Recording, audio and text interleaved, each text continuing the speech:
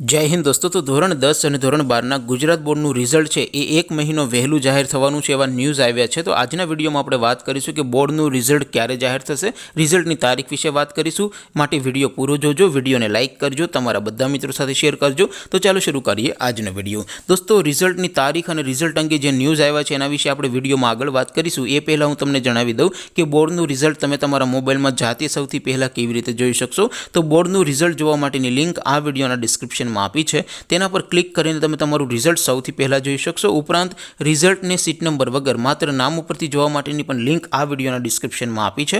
બંને લિંક ડિસ્ક્રિપ્શનમાં આપી છે, તેના પર ક્લિક કરીને તમે બોર્ડનું રિઝલ્ટ જોઈ શકો છો। અથવા તો દોસ્તો, ધોરણ 10 અને ધોરણ 12નું બોર્ડનું રિઝલ્ટ સૌથી પહેલા મોબાઈલમાં જોવા માટે તમારે ગૂગલ ઉપર સર્ચ કરવાનું છે www.mygkguru.in।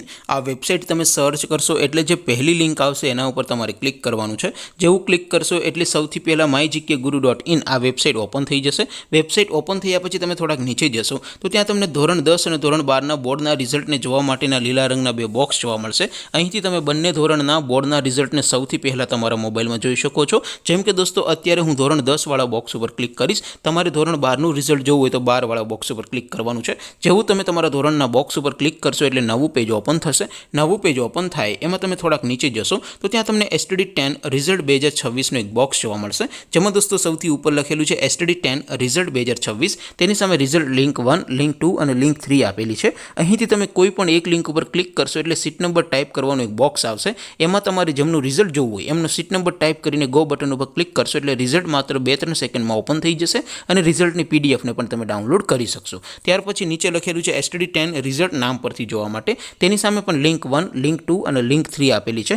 અહીંથી કોઈ પણ એક લિંક ઉપર ક્લિક કરીને તમે સીટ નંબર વગર માત્ર નામ ઉપરથી પણ રિઝલ્ટ જોઈ શકશો। રિઝલ્ટને સીટ નંબર વગર નામ ઉપરથી કેવી રીતે જોવું, શું સર્ચ કરીને જોવું, તો એના માટેનો હું તમને એક પ્રેક્ટિકલ નવો વિડીયો બનાવીને 4-5 વિદ્યાર્થીઓનો રિઝલ્ટ છે એ નામ ઉપરથી સર્ચ કરીને પણ તમને બતાવીશ, એટલે તમને કેવી રીતે રિઝલ્ટ જોવું એ ખબર પડી જાય। તો દોસ્તો, અહીંથી તમે કોઈ પણ ધોરણ 10 અને ધોરણ 12ના ગુજરાત બોર્ડના રિઝલ્ટને સૌથી પહેલાં મોબાઈલમાં જોઈ શકો છો। માટે દોસ્તો, વેબસાઇટ યાદ રાખજો www.mygkguru.in। આ વેબસાઇટ પરથી રિઝલ્ટને તમે જોઈ શકો છો। હવે દોસ્તો, આપણે બોર્ડના રિઝલ્ટ અંગેની તમામ અપડેટ મેળવી લઈએ। રિઝલ્ટ ક્યારે જાહેર થશે એના વિશે વાત કરીએ તો દોસ્તો, એક ન્યૂઝ આવ્યા છે કે બોર્ડનું રિઝલ્ટ એક મહિનો વહેલું જાહેર થવાનું છે।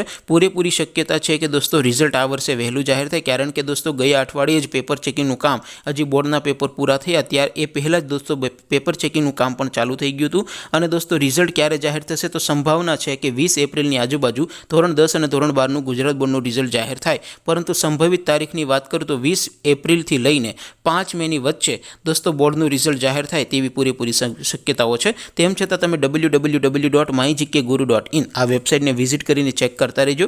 રિઝલ્ટ જ્યારે જાહેર થશે ત્યારે સૌથી પહેલાં તમે આ વેબસાઇટમાંથી રિઝલ્ટ જોઈ શકશો। આપ સૌ વિદ્યાર્થી મિત્રોનું પરિણામ ખૂબ સારું આવે એવી શુભેચ્છા સાથે વિડીયો આપણે પૂરો કરીશું। બાકી આપણે નવા વિડીયોમાં મળીશું, ત્યાં સુધી રજા આપું। આવજો દોસ્તો, જય હિન્દ, વંદે માતરમ।